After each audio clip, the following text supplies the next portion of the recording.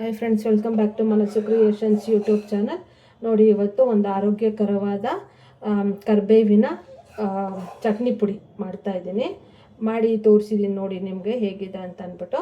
So ಇದಕ್ಕೆ ಇದು ತುಂಬ ಹೆಲ್ತ್ಗೆ ಒಳ್ಳೆಯದು ಮತ್ತು ಕೂದಲಿನ ಬೆಳವಣಿಗೆಗೆ, ಸೊ ಹೇರ್ ಫಾಲ್ ಆಗೋದು ಮತ್ತು ಬೆಳೆದಿರ ಹಾಗೆ ಇರುತ್ತಲ್ವ, ಅದಕ್ಕೆಲ್ಲ ತುಂಬ ಒಳ್ಳೆಯದು. ರಾಮಬಾಣದಂತೆ ಕೆಲಸ ಮಾಡುತ್ತೆ ಈ ಕರಿಬೇವಿನ ಸೊಪ್ಪು ಚಟ್ನಿ ಪುಡಿ. ಇಲ್ಲಾಂದರೆ ಕರಿಬೇವು ಎಣ್ಣೆಗಾದರೂ ಹಾಕ್ಕೋಬೋದು, ಇಲ್ಲ ಹಾಗೆ ಬಾಡಿಗೆ ಬೇಕಾದರೂ ತಿನ್ನೋ ಹಾಗೆ ಈ ಥರ ಚಟ್ನಿ ಪುಡಿನ ಮಾಡಿ ಇಟ್ಕೋಬೋದು. ಇದು ದೋಸೆ, ಇಡ್ಲಿ ಮತ್ತು ರೈಸ್ಗೆಲ್ಲ ತುಂಬ ಚೆನ್ನಾಗಿರುತ್ತೆ.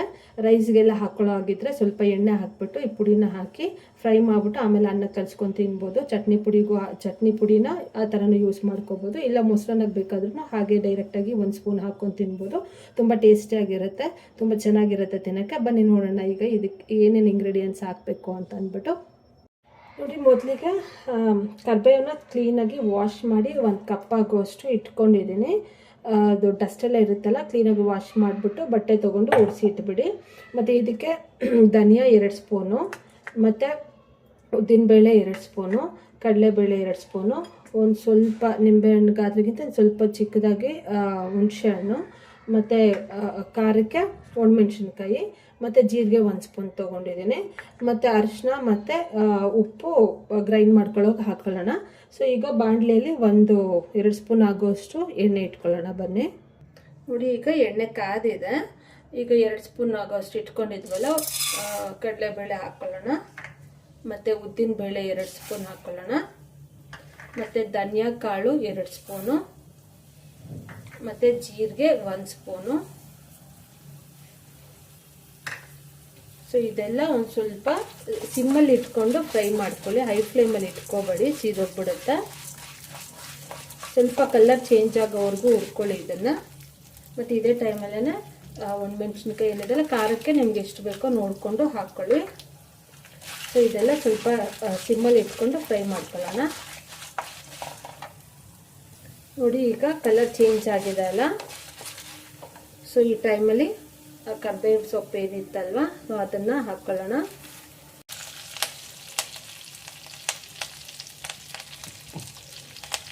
ಸೊ ಇದನ್ನು ಸಿಮ್ಮಲ್ಲಿ ಇಟ್ಕೊಂಡು ಚೆನ್ನಾಗಿ ಎಲ್ಲನೂ ಮಿಕ್ಸ್ ಮಾಡ್ಕೊಳ್ಳಿ.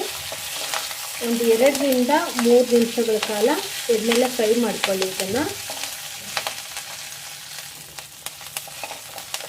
ಎಲ್ಲನೂ ಮಿಕ್ಸ್ ಮಾಡ್ಕೊಳ್ಳಿ ಚೆನ್ನಾಗಿ.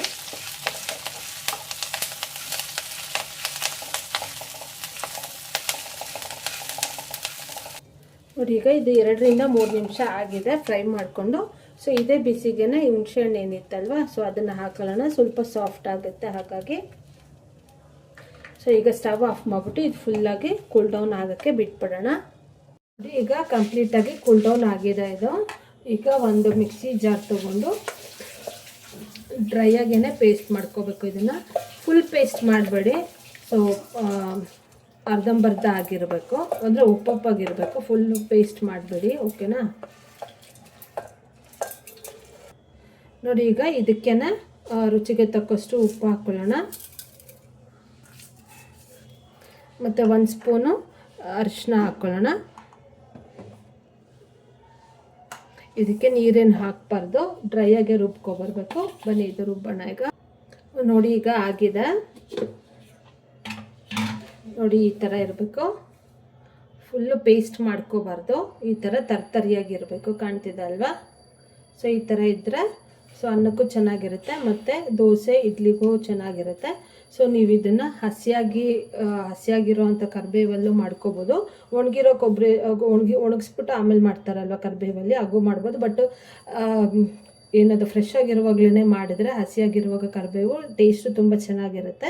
ಸೊ ಆದಷ್ಟು ಹಸಿಯಾಗಿರುವಾಗಲೇ ಚಟ್ನಿ ಪುಡಿನ ಮಾಡಿ ಇಟ್ಕೊಳ್ಳಿ, ಸ್ಟೋರ್ ಮಾಡಿ ಇಟ್ಕೋಬೋದು, ತುಂಬ ದಿನ ಯೂಸ್ ಮಾಡ್ಕೋಬೋದು ಇದನ್ನು.